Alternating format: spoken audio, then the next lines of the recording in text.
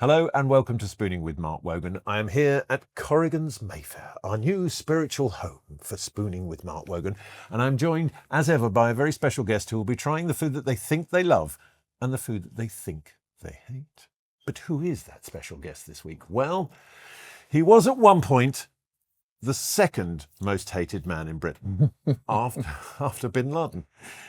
He doesn't actually carry a lie detector with him wherever he goes. He is the host of Drive Time on Talk Radio, but he is here today to talk about the food that he loves and the food that he hates. And we will work out whether he's telling the truth or not. Will you please welcome my friend, Jeremy Kyle.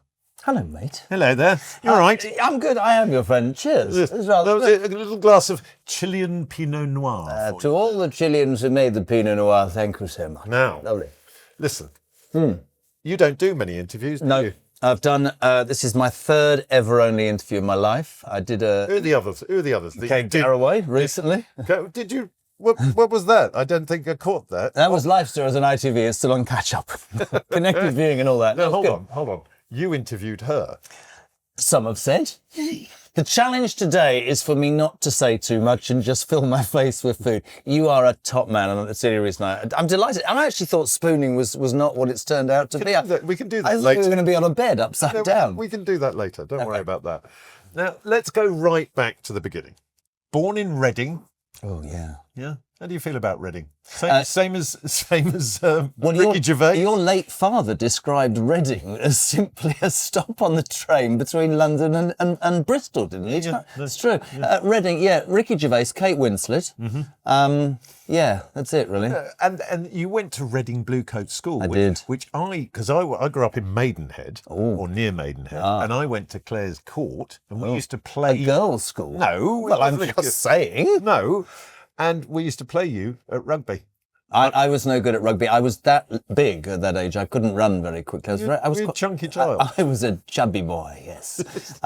So I wasn't very good at rugby, no. No, because there was one quite distressing picture of you on Life Stories, yes. which was with a sort of what would be kindly described as a strawberry blonde bowl cut. No, at the age of 6, my mother is dead, bless her heart and rest her soul, but if she hadn't been, I'd have been taking her to task. It was a pudding basin haircut, and I looked as if I got auburn hair. It's extraordinary, sort of like, what did they do in those days? That was the whole thing, is like, our children have never suffered that. No. Terrible 70s haircuts. No, I was saying to my kids the other day, you wait, there'll be no bin collections and no electricity by Christmas. And then this programme went out, I was humiliated. What were our parents thinking? Embarrassment. Yeah, listen, it was a torrid time being a kid.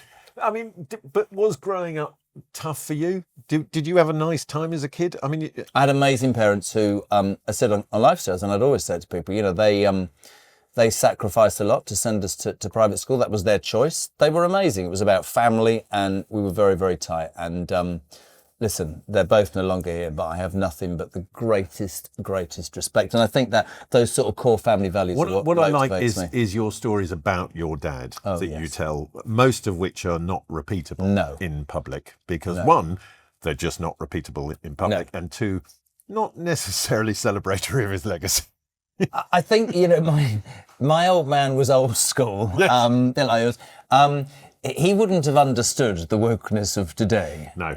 But he was just brilliant. And that generation never complained. Even when he was ill at the end, he never complained. I tell this story. I'll try. Do you want me to fudge it a little bit? Well, yeah. Go on. On the last day of his life, which might sound very sad, but it actually turned out to be one of the funniest days of my life. In only that, he called me to the hospital. I was there anyway, and he sent everybody else off. And he said, "Right, I know I haven't got long left." And I went, "Well, that's very sad." He said, "Well, it's not about you for a change. You're supposed to ask me, if I need anything." And I went, "Right, do you need anything?" He said, "Well, a couple of things." He said, "Do you think," this is a brilliant line, "when you do the eulogy, do you think you could not make it about yourself?" Which is quite interesting. Well, and then he know said, you well. And then he said, "Oh God, I'm going to temper this." And then he said to me, "Now, Victoria, your soon-to-be wife will be wife number 3. Now, you'll know that when I get upstairs, and it won't be long." And I went, "Well, don't say that." He said, "Well, it's not going to be, is it?" He said, "I'm going to get a massive telling off from your mother." He said, "Because I have been chasing women around the care home for 6 years." So he said, "I need to give her some good news. So is Victoria the one?" And I said, "Yes, Dad." And he sort of looked quite pale, and I sort of grabbed his hand and he said, "How sure are you?" And I said, "Well, I'm definitely sure." He said, "No, I need more than that."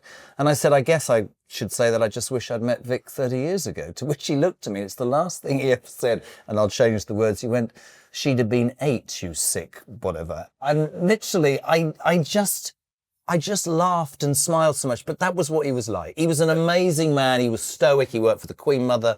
His values and his morality, both of them were what, governed me, really. Yeah, but would he? But that's the thing, isn't it? It's like he wouldn't have been deemed as woke, but from the way you've talked about him, and an amazing we've man. discussed parents and that kind of thing. Extraordinary individual, kind, considerate. All of these things that family man, worked hard, put himself right down the list. All about hard work, all about getting your head down, treating people nicely, but having an opinion. But it's okay to not actually have the same opinion as everybody else. Like to have a Barney. I mean, some of his opinions made him a little unpopular in the care home, I've got to be honest. But yes, was times of smoking in the dining room when it was no smoking, all that. Terrible. I used to get called every single day. What's he done now? But it was brilliant, and I miss him every day, genuinely. Yeah. No, I mean, and he sounded very similar to my father in that respect. What you were just saying there. My dad always put himself last, and everyone would assume, given what he did, that it was front and centre and about him, whatever. But he never bought himself anything. He never kind of, he just, everybody else came in the family. Everybody else came before him, and I think that's that generation.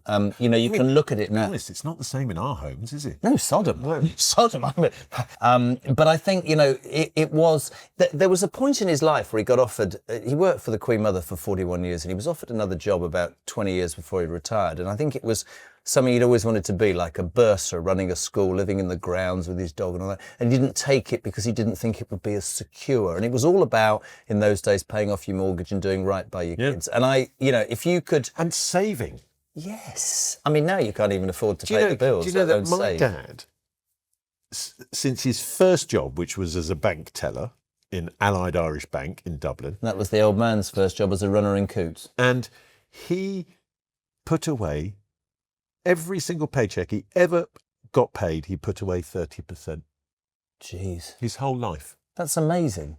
He died. My mother died, when he passed, my mother was very cash rich. She spent it. Let me tell you. Got nothing left. I'm sorry to hear that. Do you want to take a moment? No. We'll carry on. Now, look, so your parents sacrificed a lot. Yeah, Sent you and your brothers to private school. Yep. And then you, quite frankly, didn't deliver, on that level of education, did you? No, Career choices. I was the sort of runt of the litter, if I'm being completely honest. I was at best medium. Funny little fat ginger one. Thank you. Yes. I think. Can you say that? Yes, I definitely was a chubster. With strawberry blonde hair. No, I was mediocre at best. I was painfully shy, which nobody believes because they always go, "You're making it up." Literally, they used to call me Kyle Pile Hemorrhoid. Yeah. If anybody said my name, there was one particular low moment of my career at school. I think we were doing English literature, and there was there were 16 in the class, and everybody had a part. And the teacher, who I won't name, Peter Bodinetz, said, "And you can just be the sort of horse that stands in the stable and does nothing." I was terrible. And then I sort of sussed out at 15, I don't know why it happened, I sussed out that if you became the loudest in the class and took them out of everybody who was taking it out of you, that you'd be all right. And so I didn't enjoy school. I had no legacy at school. And years later, after I had some success on the television, they kept writing saying, "Come back, you're our most famous ex-pupil, and come and do sports day." Sod off. Yeah. Not going. Yeah, because the other alumni is Matt Allwright. Is he? Yeah, he went to Reading Blue. Is he? He's a very nice man. No, is he all right? Yeah, no. It was terrible. That. Hey. He did. It's what? Alumni. I like that. Anyway, no, I've never met Matt, but fair play. Yeah, he's a nice man. So you left school, couple of crappy jobs. Well, no, I went to the worst university in the history of the world, Surrey University. It's not really, it was a polytechnic that they changed the name of. Well, I only went because I couldn't get anywhere else. I did history and sociology. The sociology, I had no idea. What is that? Well, it was 5 goldfish in a bowl that I looked at for about 6 months. I had no idea. I freely admit that when I go and I talk about how education is too open to people. There's too many courses and there's too many universities. I'm such a hypocritical sod because, I got a 2-2, which is a drinking degree. Yeah. In history and sociology. And as is usual in my life, as you might have seen on Life Stories, at Guildford Cathedral, the old man decided to have some time off from the Queen Mother, and they came in all splendour, he and Lady Carl, and I fell up the bleeding steps on my arse. Yes. No. And but that kind of footage is gold to us. Yes, thank you. Because as the second most hated UK, we need to explain this story one day. God. But it is extraordinary because that person that essentially the public person that you then became over the years, because you started obviously you couldn't get arrested on proper radio, and you had to go all the way down to Somerset for your first gig, wasn't it? Yes, Somerset, yes, all right. My parents were living there, and I got a job on Orchard FM, which is extraordinary. I know, extraordinary. And you're allowed to swear on this podcast. Yes. So Johnny will beep it out. So they gave me a breakfast show, and it was a little studio in the middle of a field in a house somewhere in Taunton, and there were cows, right? Yeah. And in those days, I used to smoke, right? Mm-hmm. And so I was on the breakfast show, and I'd done about an hour, and then I said, right, well, I'm quite stressed. It's just gone 7 o'clock. I'll pay you 3 songs, and I'm going outside for a chuff. Mm-hmm. And the white light went, which is the boss, and he went, you can't say chuff. I said, well, it's a cigarette. He went, down here, it's not, it's a vagina. You can't say that live. I know. Look, the cameraman knows exactly what I mean. You started your career right in the lower echelons. I loved radio from day one. Yeah, it was so great. But it is a medium that suits you, and it always has. To the mind, isn't it? Yeah, and it always has suited you. And it's funny that thing of people like yourself or Dad who had great television success. Oh, you're right. Always return to the sort of comfort of radio. I never understood the people who said that television's difficult. If you, like your dad, and I've done radio for 25 years, if you can talk for 3 hours, if you can, not even songs, whatever, if you can link that and you can identify, that's what your dad did so well with his audience. It's like Tarrant on Capital. Chris is a mate of mine, technically the worst DJ in the history of the world. But I met a woman once who summed up why Tarrant and people like your dad were who they were. She said to me, from the age of 12 till I was 30, Chris Tarrant was in my life every morning. I went through puberty, A-levels, university, an engagement, a split, a marriage, giving birth, all that, right? A divorce, and he was there every morning. That's what your dad became. For radio, for me, was just brilliant because it was a chance to just, I don't even know. I love it. I love the fact that you can just do your thing. And they all nowadays, they all plan stuff and write scripts, don't they? No. There's no script here. There's a couple of notes about your life. I mean, but where it sort of started to form into sort of you found your groove was with Jezza's Confessions. Well, yeah, so I'd been working with a guy called Paul Jackson in Invicta, and he then decided to, he was taken to Birmingham to work at BR&B, and he took me with him. And he said, so I was doing an evening show, and he called me in after about 3 weeks, and he said, he was from Scotland, you are essentially, that's no good at all, is it, the worst music jock in the history of the world. I said, well, because you keep talking over the bleeding songs. I said, well, I've lots to say. Yeah. So he said, I want Jezza's Jukebox. Thank you, yes. Sony Award-winning Jezza's Jukebox. Thank you. Do you know what I won the award for? Tell us. It was bonfire night, and I was really bored and depressed, and I said, let's sack the worst employee you've got. And this pizza company phoned up from Erdington, mate, and the bloke on his bike who delivered pizzas was crap, so they fired him on air. Terrible, you couldn't do that nowadays. Anyway, so Jackson says to me, you're the worst music jock in the history of the world. What I'd like you to do is a late night phone-in show. So I walked out and told him to shove it. I thought that was the end. But he got me back, and we created Jezza's Confessions, which had absolutely no... Well, it was actually called Jezza's Leighton Live, right. And we used to get letters, and this is no judgment of the people of Birmingham, to Jezza Leighton. You understand where we're going there? Yes. And it was just anything goes. You'd open the phone lines, and suddenly at 10 o'clock at night in Birmingham, 1 million people were going, geez. I mean, it was hugely successful. And nobody knew when I did the Jeremy Carr show. So people would go, was that you on Jezza's Confessions? And they'd say, we sat on the drive and listened because the stories were outrageous. But it wasn't outrageous. It was just what people were doing. I know.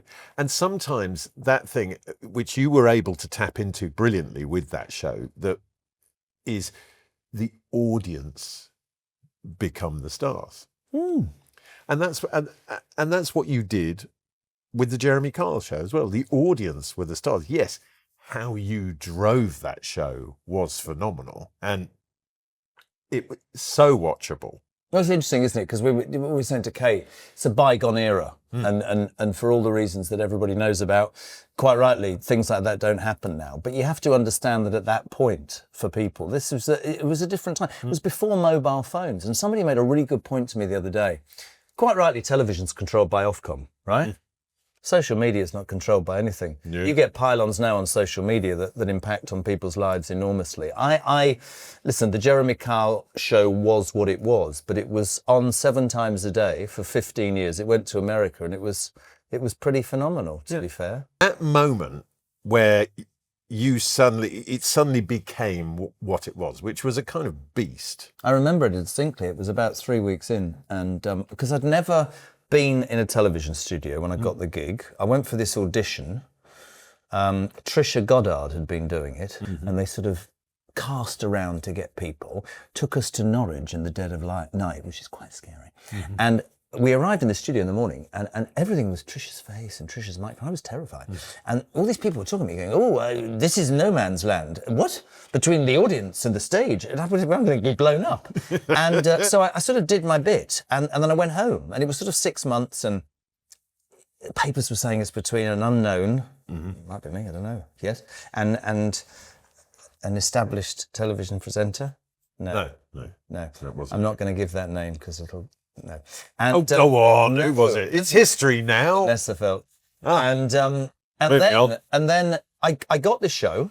I had absolutely no idea. Yeah. The only reason I sat on the step, which became synonymous with the Jeremy Kyle, was because I couldn't hear anything from the audience. And so 3 weeks in, this journalist went, I think it's so empathetic. And because nobody had told me what to say, I went, well, I couldn't hear anything in the bleeding audience. We were talking.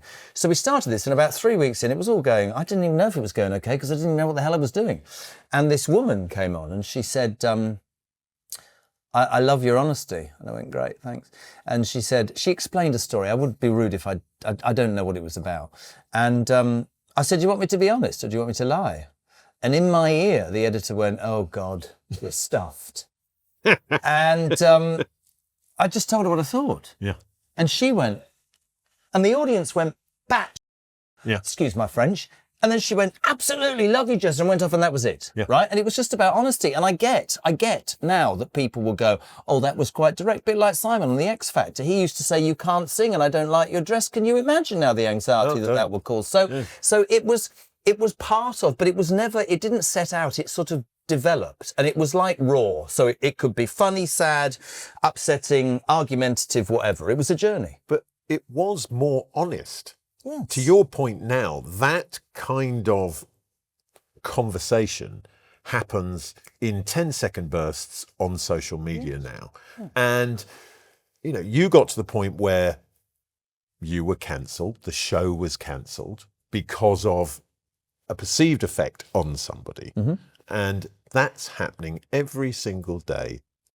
That exact effect is happening every single day in an unmonitored world of social media. I mean, I completely agree. And I think, I spent, after the sad way that the show ended, and I've said it to anybody and everybody, it was really, really sad. The frustrating thing for me was I couldn't speak about it for 6 years because it was a legal situation. My heart and soul went out to that guy and his family, Steve Diamond, but I couldn't speak, and everybody piled in. And you take that, I've said it before, if you're not prepared for that, don't put yourself in the limelight. But it was not possible to give them a side, okay?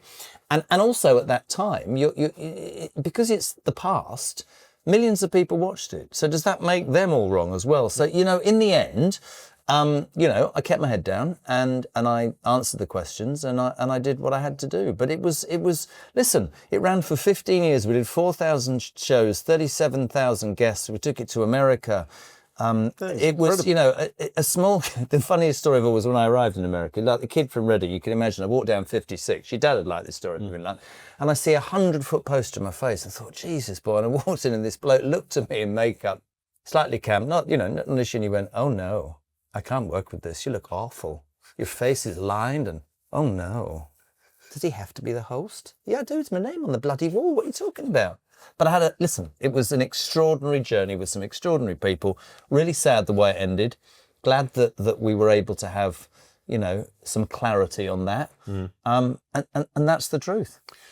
Do you think if it had kept going, it would have survived the pandemic? No, of course it wouldn't have, because the pandemic, and there's the irony, COVID meant that you couldn't have had the live audience, you couldn't have had the guests. And I think, if you're honest about shows, they have a shelf life. And if you'd said to me, again, I'll bring it back to your dad, 15 years is a hell of a long time for a programme. It started in 2005. 2 days before my 40th birthday. It finished in 2019, and it's a bygone era. And I completely get that. Benefit Street was on. All these shows that don't pay, will take it away, all that stuff, right? Don't get done, get dom. Thank you. But I think what we have now in society, which I genuinely feel is true, is that we're getting to a point where everything... The Jeremy Kyle show was Marmite's. People loved it or hated it. Loved it. There's lots of people that will criticise almost everything from the past. We have a generation that want to cancel, take down, strip bare. I think you can learn from the past. I think television's learned from the Jeremy Kyle show, but it's learned from many things, and then you move forward. That's it, But it was a difficult time for you, and you have had, like many of us, various sort of mental health struggles over the years. You've been diagnosed with OCD. I did. Yeah, what? What? No, I used to lick my golf balls. Yeah. Well, I'm glad he's got over that. Yes. But also, understandably, your kind of whole world is ripped away from you, and you're left. Like, what happens now? I remember it was the most bizarre morning when the boss of ITV rang me to say that they were taking the show off air, because I was sitting on the toilet and my wife came in 3 minutes later and said, I'm pregnant. So my arse fell out of my life on about 3 occasions in the space of about 30 seconds. But I totally understand the decision now. Yes, it wouldn't have survived the pandemic. My first thoughts were with Steve Diamond and his family, and then the 100 kids that had worked their backsides off and had mortgages and had lost their jobs overnight. You can look back and go, shelf life, yeah. Pandemic, absolutely. The frustrating thing was that you could never put your side for a long time. But that's it. No. And what I like is, for you, is those real people who gathered around you and looked after you. I was never one that would go to the opening of an envelope, which so many do. More an opening of a fridge for you, isn't Precisely. it? Thank you, yes. Well, it was when I was young. Yes. Fatty Kyle again. That'll be somewhere. But I think that you find out, Mark, I mean, listen, we met at Virgin, you're an amazing bloke, I'll love you forever, but you find out who your friends are. Piers Morgan, instantly like that. People will go, Piers Morgan, yeah, rock solid. Kate Garraway, rock solid. Lots of people, and that's fine. Yeah. And I can also tell you that 3 weeks ago when the Life Stories interview went out, I got text messages from people I haven't heard from in 6 years. Yeah. I didn't reply. No. And I think that's one of the things that probably was a good thing out of that horror, was that you work out who you work out. Of course you do, mate. You end up, when you're that ubiquitous as you were at that period, you're everywhere, mate. Oh. Right? What? Just because I ate a lot? Is that what you're trying to say? No. Getting back there, look at you. You're built like a racing snake. But you were Jeremy Kyle. 7 days a week. 7 days a week. You were quite frankly unavoidable. Sorry, it was on 7 times a day, 7 days a week, 365 times a year for 15 years. Somebody's going to have seen it. So you could potentially have suffered from what we used to describe in our family as famous person disease, because everybody wants a piece of you. So you assume, I've got it going on. The interesting thing about that show was, because it was such a bubble, because I was making so many, and I was spending 6 months a year in England making them and 6 months a year in America, and I had one week off a year for 3 years. You get into a bubble, and it's almost like a continual cycle. So I didn't go to all those. And what happens with bubbles? They burst. Brilliant. Thanks very much. Well, no. But that's the thing, and then you discover. You never see it coming though. Even when you'd say, I'd say for years, this isn't my oxygen. I don't need this. When I'm good and ready, but when it's taken from you, when you don't expect it to be taken from you. I remember about 2 weeks after I told Johnny, your producer, this 2 weeks after the show was axed, and you go from being king of the castle, you're not allowed in the castle grounds. That's fine. I remember getting up for a wee at 4 o'clock in the morning, because that happens all the time now. It's an old thing.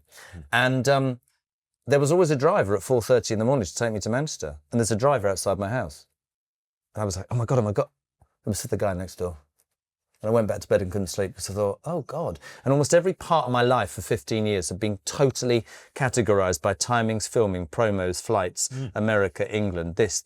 I didn't do anything else because I didn't have any other time to do it. And then it finishes and you learn about yourself. But you strike me now as a man who enjoys his life more, almost as a result of what you've been through.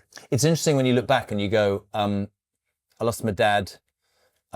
In the space of 12 years, I lost both my parents, I lost my job, I had a marriage breakdown. I had that breakdown because of what happened for 3 months. And then you go, do you know what? Actually, yeah, I'm with an amazing woman who changed my life. My friends have all been amazing. I got back on the radio thanks to the wonderful Denny Morris, who I've known for years, and frankly, let's be honest, is a friend for life, right? And is the reason we're both sitting here. Well, he is the only. Well, I did get. I mean, yes, right, fair enough. And then you get choices then, and I've just. Yeah, I feel in a much different place. And maybe you can look back and go, I wouldn't have been able to see the old man every day. I wouldn't have been able to see Oliver every day for the first 2 years of his life. It wasn't nice, but there will be plenty of people watching this going, well, he bloody well deserved it, gobshite. He was giving it to people for years. I'm like, that's fine. I don't care about that. But it was your job. It was my job. It was your job, but that's the point. And I think it was your job as opposed to who you are. Yeah, but that's the interesting thing. Even to this day, people think, and that's the interesting thing. When I did Kate Garraway, I fell over as I walked on stage, right? Good.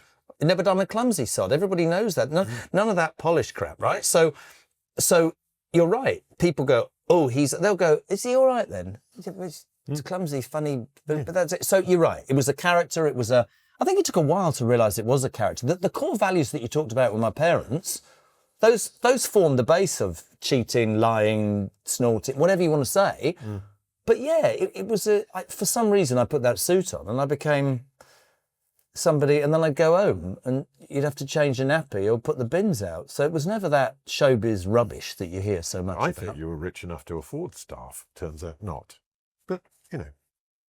Now, look, we've got to that point. I was trying to sound normal. Oh, you're not normal. Yeah. Do you want to do the second most famous hated man? Do you want to do that story? Well, do you know what I'm going to do first? Is I'm going to get you a bit of food down here. Oh. Now, this is something I've got to take you to task on. Oh, God. Right? Because you are talking about some of my favourite stuff. Oh, dear God. Right? Carrots and parsnips. What is wrong with those? Is this some kind of childhood thing? No, I only like peas. I mean, I don't mind spinach if it's nicely done, but I'm not a rabbit, am I? That is honey roast parsnips and carrots. They're delicious. Look, try one. Look. Oh, try that. What is wrong with that? Nothing. It's like eating your underwear, isn't it?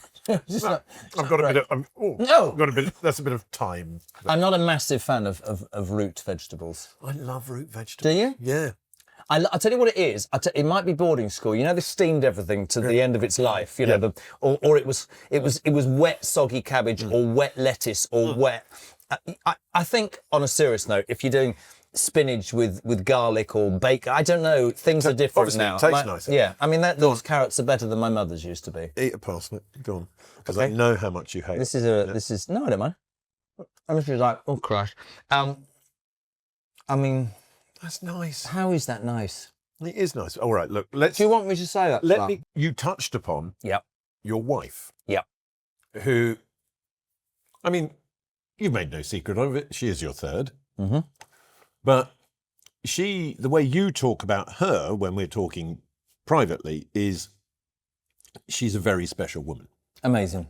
And because she's nothing to do with this industry, brilliant mother, reminds me of my mother, the way she is with the kids, the way she took on my kids, and definitely wears the trousers, not really wanting to admit that in public, but no, just balanced and down to earth. And I always remember when all of that happened 6 years ago, the first thing she said to me, what's the matter? And I went, what are you talking about? She went, we're going to live with my parents and I'll go and work in a supermarket. Stop worrying. I don't want you to be like this ever again. Stop worrying. And amazing. And I, Yeah, my best friend by a mile. It's funny when you. I mean, I luckily met that one first time round. I mean, we. What, Victoria? No, Oh, no, sorry. no, my wife. Oh, that sorry. version. Oh, that. You know. You see, now that's very. Yes. Listen, there you go. Yeah, but it does. To my point, I am about to make is, and I say this, and I think I've said this on the podcast before, and when my wife listened to it, she goes, "Would you please not say that out loud?" He's about to Despite the again. fact it's true, is we've been together 26 years. And I think if you've been with someone that long, you've been divorced at least twice. It's just nobody left. Listen, I won't talk about other people who aren't here, but Victoria is very special and deserves. I always say to her, you realise that I'm obviously 20 years older than that I'll be gone. What will you do? I want you to find happiness. She went, I'm going to sit in a dark room and read a book and there'll be no kids and no you and it'll be quiet, all right? I mean, I would imagine she'd be looking forward to a little peace and quiet. I mean, 6 kids I've got, and she's an amazing woman. Now, we've got to that point in proceedings now where I am going to hand you the Spooning with Mark Wogan blindfold. And you will don this and I will feed you your first spoon. Is this in preparation for the what's it called again? No, not the spooning. You know, can you imagine that this is like the eating challenge and I'm a celebrity? This is actually really scary. Right, I'm just going to move this stuff out the way because I've got to move the first one. I'm going to have wine. I'll give you your creations back later. Lovely, thank you. I'm very happy to put anything in my mouth that you want me. Didn't sound right. Like that, So I'm going to. So this is the first one. It's under. We've got some very smart cloches now that we're at. Oh, what? Cloches. You know the dome that goes. Oh, I thought you were saying galoshes. No, not galoshes. No. Now I am going to feed you. Oh God. Right. But you've got that under your nose now. I know it's spooning with Mark Wogan, but I'm going to have to do this with a knife and fork. Right? So it's knife and forking with Wogan. Bit of that, a little bit of that on there. Okay, I'd love to see Johnny's face. I can smell what it is. Tell me when I have to open my mouth because I look like. Open wide. Here we go. Gather that all in. Now tell me about flavours, textures. What have you got there? I know what this is. It's amazing. It's a scallop, isn't it? Yes. It's unbelievable. How nice is that? Oh my God, it's amazing. Here, take your blindfold off. Here's your knife and fork. You can finish that. That was amazing. So that is... Why have I never eaten a scallop? Do you want to know why? Never had a scallop in Do you want his to life. know why? Go on. Can't. It's not a great story. Oh my God, that's amazing. What's here? So that is bacon jam. Oh, bacon. I mean, who does bacon jam? A little bit of... Johnny's really seaweed. happy. But I've always thought that it looks sort of plastic and... Yeah, but they're delicious. It is this amazing. is my whole thing. Yeah, no, you have completely convinced me. That is amazing. Johnny, that's amazing. Going in for more. Right, I'm going to be ordering scallops next time. Certainly at Corrigan's in Mayfair, Berkeley Square. Very good. Yes. You like the way I did that? That was good. Thank you. Hope like they'll that. continue to look after us now as a What's result. that? That is the coral from the edge of the scallop. So some people don't serve that bit. They do here. It's more intense. That was absolutely beautiful. But what that does is actually prove to me with age that carrots with flavour, scallops with flavour. You know, maybe it's boarding school, maybe, I don't know, maybe it's because I've spent 40 years, 15, 20 years on a diet and I haven't eaten the right things. But the older you get, you want more flavours in your palate, don't you? Stick with me. You'll learn a lot. That's what your wife said. Yeah. There's no need for that. So look, you have... Am I putting the blindfold back on? No, we'll get to that. Don't worry about that. That was nice. You've been through the ringer in terms of both your personal and your professional life. But, you know, we met when that was sort of all past for you. And, you know, you have a fantastic show on Talk Radio. What is next? Can we Television. talk about what's next for you? Well, listen, I'm talking to ITV. There's no secret of that. We did life stories, and we are very keen, I think, to work together. There are other television networks and production companies. It's one of those processes. The weird thing about me right now is that I fell into television and went from never having done a television, never made a pilot, never gone to production company meetings, to having this show that lasted 15 years that then ended. So it's an interesting process, because I find myself sitting in front of people talking about ideas. And my natural instinct, can we just get on with this and just make it? Because I'm not very good with, Johnny knows, with this planning. We're going to have a meeting or a focus group, but no, it's also the chance. Thank all the people that are making it possible too. I don't want to ever just do one thing again, and I want to be able to try different things. So I'd be delighted to do a documentary. I'd be delighted to do a live program. I'd be delighted to do a quiz. I'd be delighted. Do you know what I mean? And having that opportunity is what is now appearing very likely. So that's great. But I think if I'm being completely honest, because of what happened, I don't think I'll ever feel. I don't know whether during the car show, maybe I don't think it's ever going to end. I don't know. Maybe with the flashing lights on the dashboard that I thought it was going to. I don't know. But I think my whole persona and my whole thought about the process, and I want to spend more time at home with my kids and enjoy that life on the coast. But I also want to do different things. And whether that's writing a book or doing a quiz or making a documentary or doing a crime series or doing some presenting live, that's it. I've heard a rumour you are writing a book. Well, I've written a bit. Well, when you say a bit, what, like 1,000 words? How far? 10,000. 10,000. Not quite a book, though, is it? No, it's got to be 80. And it's about you. It is. I mean, a subject you know a little about. Yes, from the very dark, chubby. It is your memoir. Yes. And is that going to be? Are you viewing that as a way of making a statement about who you are? No, I'm not actually. And actually, when we came back and we did live stories, and I could finally put my side, that's fine. I don't need. I've done. That's boring. We can move on now. There's just so many funny things that have happened, and weird things, and things that would make people. Well, that's the thing. I mean, I'll look forward to it, but my worry is, by the time you finish this book, will I have heard all the stories?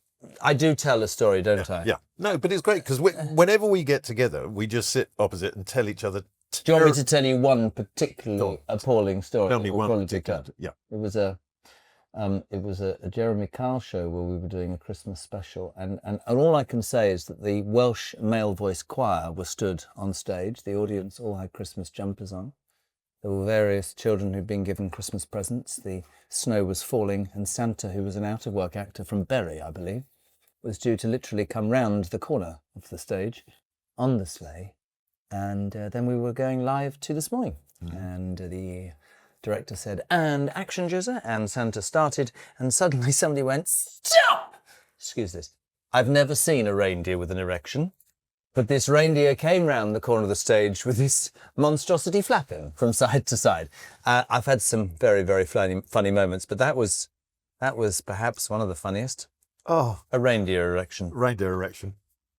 Sorry about that. How do we go from reindeer erection to could you please put your blindfold back on? But we're going to. There we go. Because it's time for your second spoon. How many spoons do I get? Just the 2. Oh, I could do this all day. Yeah, well. I've got a feeling about this one.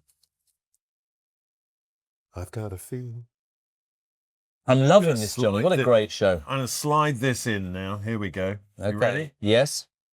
Oh, look at that. Look at those colours. Oh, you can't. You're blindfolded. Yes, absolutely. Right. But here we go. Knife and fork again. Oh, God. I didn't want to get this all done up into a spoon because it looks so... I know what this is as well. Do you? Oh. Do you, though? I don't think you do. I don't think you I liked the scallop. You've won me on that. It's brilliant. No. And this you're gonna love. Open wide. Here we go. What have we got there? Flavours? Textures? What? Hold on. What's that face about? What's that? What do you mean, what's that? What is that? Do you not like the flavours? No. Don't like the textures? No. This is supposed to be your love spoon, not your hate spoon. What is this? Oh, for God's sake. Take your blindfold. It's white asparagus with... It's new season white asparagus. I hate asparagus.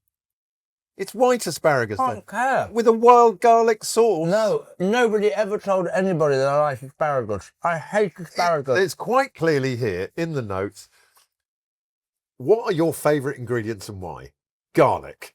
First, anything garlic. Garlic. Anything Asparagus. garlic. Anything garlic, That- it says here. That is absolutely appalling. But I love the scallops. I've done it again. No, I hate asparagus. Sorry, I'm doing it. Well, that's good. That's funny. Yeah. Garlic's lovely. It's a wild garlic. It's in season. The asparagus, though, what's the point of that? Well done. No, I'm not having any more. I love the garlic. Have a little bit of spoon of the garlic. Oh, Yeah. you can spoon me all you want. There we go. I love garlic. What an amazing sauce. Asparagus, But though. just don't put it on But asparagus. you're not an asparagus fan. Doesn't it make your wee go white or something? No, What's it doesn't that? make your wee go white. It makes it maybe have a slightly different fragrance. I was actually discussing that with my son in the car. I've taken to taking a Barocca late at night. Do you know what Oh, I'm that can give you a terrifying morning wee. That means that I don't have to put the light on when I go for the overnight wee because I can actually start before I get there and see where I'm going. You can see it from. No, I love the garlic, but the asparagus, awful. Sorry, just being honest. Right, no. Listen, you know, we try and. I thought it was going to be couscous. No, I wouldn't. Look, I wouldn't do double. I thought I was doing you nice there. The good thing is, though, we did a. Here's another bar of creations. Thank you very much. We did a 360 because I love the scallops, and I will genuinely eat scallops now. Well, you see, that's what we're about. Because Yes. I don't believe, despite what you've just said there, that there is such a thing as a bad ingredient. You've just had it cooked for you in a way. I would agree with that. You see, we've done our job. I don't know there. why I'm complimenting you, Victoria. Patently, you've cooked everything wrongly. Well, That's what Mark don't Wogan drag, just said. don't drag me in on this. Is that what you're saying about my wife? I'll come down to the house. Join me after the break. We'll get the truth. We're coming right back. On that, I mean, massive thank you for taking part. So much fun. And I have to say, what an amazing podcast. Can I do the story now? Yes. The second most hated man. Yeah, come on. Agent We'll end on this. rang me up and he went, GQ have done an article about the most hated man in the United Kingdom, the world. And I went, all right. He said, Pol Pot's come fifth, Adolf Hitler's come fourth, Saddam Hussein has come third, and you've come second to Osama bin Laden. And I went, that's outrageous. And he went, you can't even win that, can you? You can't win a national television award, you can't even win that. And then Osama bin Laden got killed and they gave it to me posthumously. And it's in my study. I mean, it's the most, yes, posthumously. And the only other thing I ever won was Gobshite of the Year, and Cavonia gave me a lifetime supply of cough medicine. What? It's true, I promise you. Have you not got award? You've won a Sony Award, haven't you? TV Choice Programme of the Year for 27 years on the bounce. Exactly. Do you know, it got to the point where I was telling somebody the other day when we were in America, you were talking about how the world changes. We wouldn't go unless we knew we'd won. I know. Go in the Dorchester, Jeremy. Have a lovely room with a butler. Arrive. Take your. Have I won? And then, have I won? No, I'm only coming if I was ridiculous. Thank you, mate. I love this podcast. It's amazing, and it's such an honour and a pleasure. But I don't like asparagus. Well, it's been a pleasure to sit down with you. It's always a pleasure to be in We love you, Mark. company. But that is all for this week on Spooning with me, Mark Wogan. You can, of course, catch Jeremy now, 4 p.m. Yes. What days is it? It's Only Monday to Wednesday. Monday to because I'm in Wednesday. the You care work home on a Thursday, part-time Friday, job. yes. And that is on Talk Radio. You Yep. do the Drive Time show. It is a fantastic show. And I've been on it. And much to come. Not enough, Not but I've been not on a lot. it. And much to come on television. We'll keep you updated. Exactly. And we look forward to the book as well, because it will, trust me, have some good stories in it. But a huge thank you to the team here at Corrigan's Mayfair. Fantastic food. The asparagus is lovely, despite what Jeremy says. Please join me next week when another very special guest will be... Who's it going to be next week then? I can't say. Can I come again? No, all right, yeah. All right, We're doing double bubble next week. We'll do double bubble, and I'm going to do you prawns in couscous, all right, in their shells, because he hates that as well. If you like what we're doing here, you can get it wherever you get your podcasts from, and also on the Virgin YouTube channel as well. You can see us in Technicolor beauty. Now, until next week, stay beautiful.